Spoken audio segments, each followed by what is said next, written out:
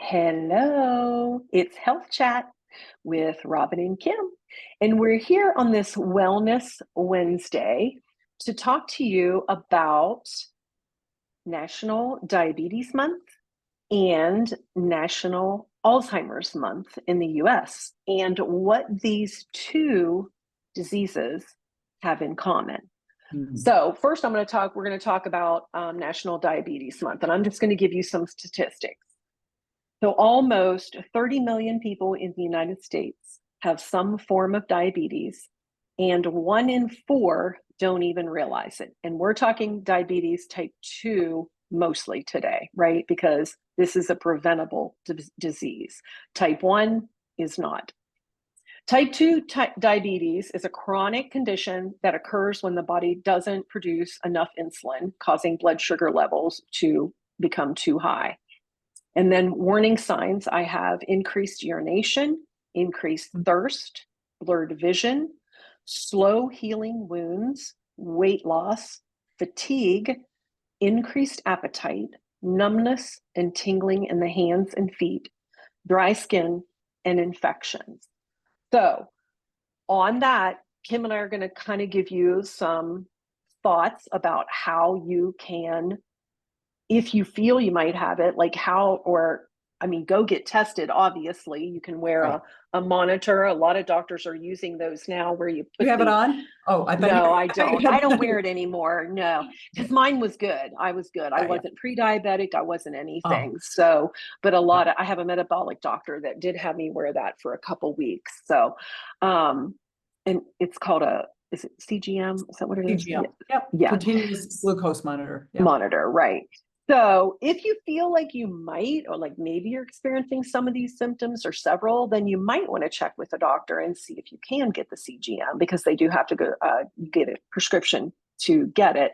And I will tell you, like, a metabolic doctor is a really good doctor to do that, because that's how they like to go through and diagnose things. So anyway, Kim's going to start off giving us like some ways we can prevent. Yeah, and I want to say about that CGM, the continuous glucose monitor, is a great tool.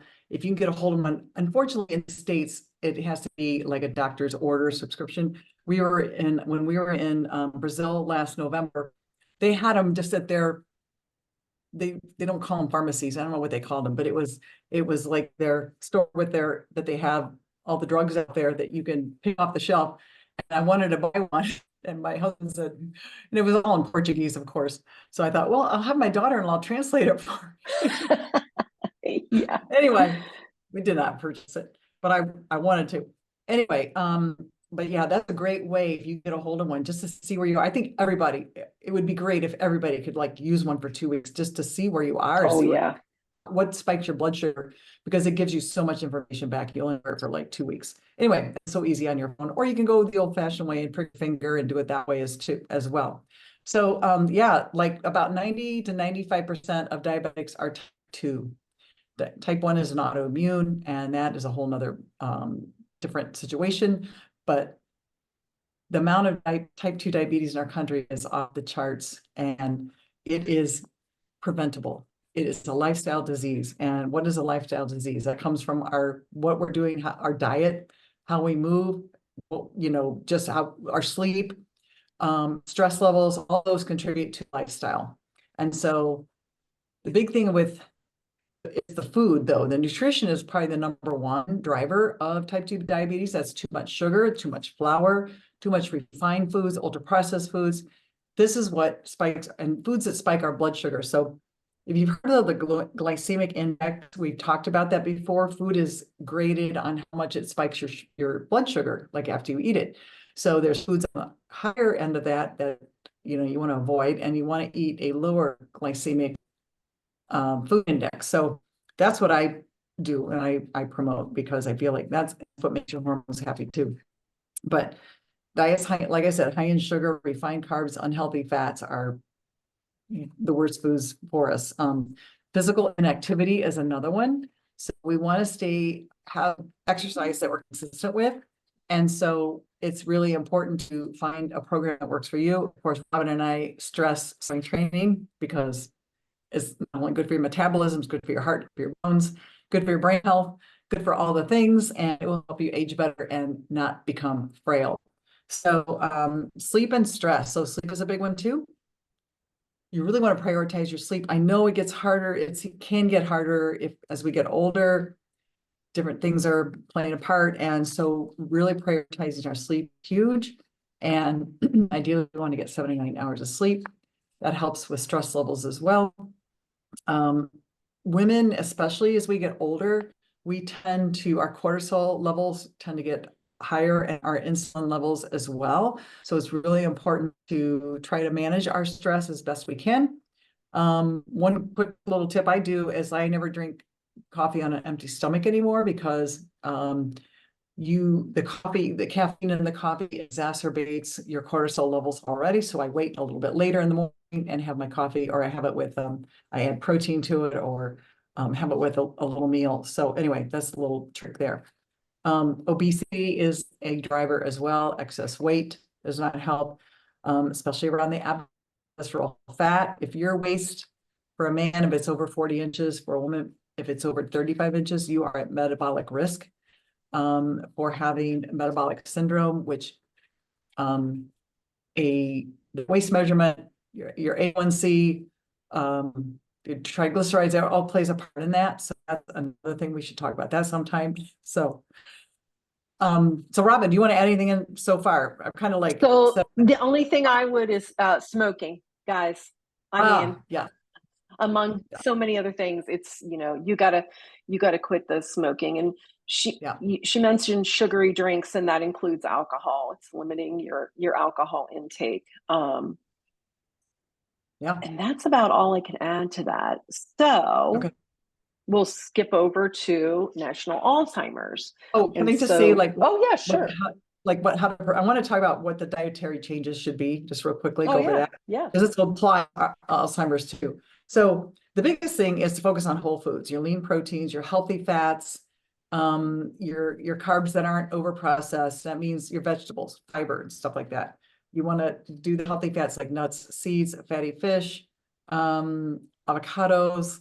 Some of you know avocados are one of my favorite foods. And all that helps to improve your blood sugar control. So something to think about. Reduce the processed foods.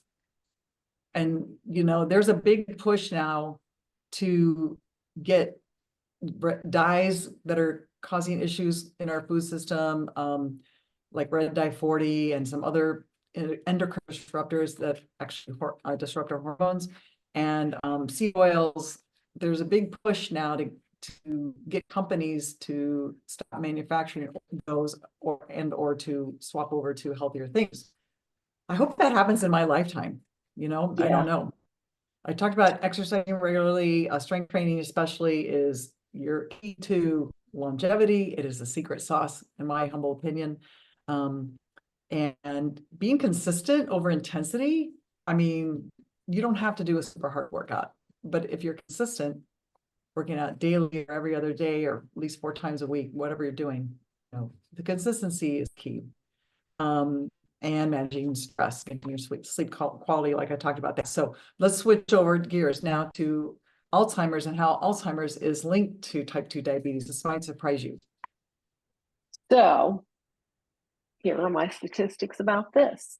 The reason, and in some, it's not like been approved to be called type 3 diabetes, but some physicians are leaning that way to calling it that because it has a shared molecular and cellular features between Alzheimer's and diabetes. So in the role of insulin resistance, there's a role of insulin resistance in both of them. So that is why, but it hasn't been officially said that it's type 3, but boy, it's close. So about it, over 5 million Americans suffer from Alzheimer's. It's the 6th leading cause of death in the United States. And I feel like that number keeps going up, or the like it's going to be 5, it's going to be 4. To me, everyone I talk to, I know someone who is dealing with a family member or a friend that has it. And here's 5 important things to know. You can lose your sense of, these are interesting. I did not realize this. You lose your sense of smell. And that's an early sign of having Alzheimer's. Did not Wow. know that. I didn't know. If you drink coffee, it can delay memory declines. So caffeine is good, but make it a good caffeine. Don't make it a Red Bull. So, heart disease heightens your risk due to the vascular dementia stemming from narrowed blood vessels in the brain caused by less oxygen. And in 2050, treatment costs are expected to balloon to $1 trillion. That's Wow. how much this is taking over. And it impacts women more than men. Mhm. And like Kim said, this is, they're not saying there's a cure for it, but you can do things in your life to prevent it. And a lot of those things are the same things that we do for diabetes for prevention, like exercise, eating a healthy diet, um, getting enough sleep. One thing is staying mentally active. I mean, do the Yeah. crossword puzzles, read books, Mhm. don't just watch TV all the time. Um, Manage health conditions. That's your cholesterol, your high blood pressure. And people are walking around with high blood pressure all the time too, Yeah. and they don't even know it. I mean, I've seen that when I do blood pressure checks. Um, Protect your head. So this is interesting. Wear a seatbelt. Use a helmet when playing sports. Fall proof your home. A lot of Mhm. it can stem from a traumatic brain injury. Right. Avoid smoking and limit alcohol. Again, Mhm. two big ones. And then Yeah. maintaining that healthy weight, guys. And I feel like sometimes Kim and I are broken records because we talk about this, your healthy diet and exercising and moving and strength training, but it affects so many things and brings on so much disease when you don't take care of those things. So I Right. think we'll just keep talking about it until we're blue in the face, right? You start listening. Yeah, Yeah, yeah. it's interesting. I want to talk about it quickly. Also, there is a gene that can contribute to Alzheimer's. If you read the book called Outlive by Dr. Peter Attia, he goes into depth about that. He talks about the 4 chronic diseases that are killing us, and 80% of us are going to get one of those. Mhm. And so I thought that was really interesting. And actually, I think they're all preventable. Heart disease is preventable. Um, Diabetes, Oh, Alzheimer's, yeah. and I can't think of the fourth one. Anyway, and another thing I'll put the book in the comments so you can see if you'd like to get that book. Really highly, highly educational.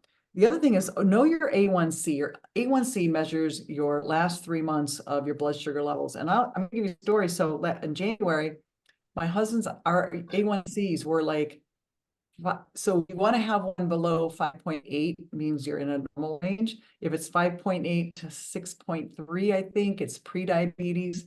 And then I think it's 6.4 is, maybe you can check me on that, Robin. So anyway, Yeah, I'll check it. Yeah. yeah. But anyway, ours were like 5.8 and 6, and we're like, okay, we got to do something. So we just basically, we just cut out. I made sure we weren't eating sugar, excess stuff, and I'm not a drinker. He cut down drinking. He didn't drink a lot anyway, but we just really focused on. And by the time in June we got our blood, and we got down to like a 5.4 and a 5.2. So you can get it down by lifestyle. You can definitely control your A1C through the right foods, eating low glycemic foods. So I wanted to talk about that. So but I I'll can put tell it, you, I can tell you them now. thank you. Normal A1C is below 5.7. Okay. Pre-diabetes is between 5.7 and 6.4. And Okay. then diabetes is 6.5 or higher. Okay, thank you. So, Yeah, yeah. yeah. So, and it is reversible. Type 2 diabetes, not type 1. Type 2 diabetes can be reversible with the right tools and, and getting off statins and um, insulin.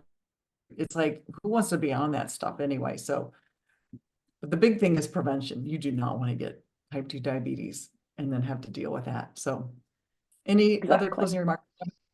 That's it. I got it. That's it. So you might want to get your A1C checked, people, and make sure that you walk, move, lift, eat right, get rid of those processed foods. I mean, that's right there, those processed foods. Yeah, I feel like it's the biggest culprit. right. So try to stay away from them as much as you can. And that's it. Live long, right? Be young, live young. What do you always say at the end? Live young and have fun. That's it. Live young, have fun. So So, all right, we well, we'll will, see you. Yeah, go ahead. We'll see you next we'll week. see you next week. All right, All right. bye-bye. Bye bye.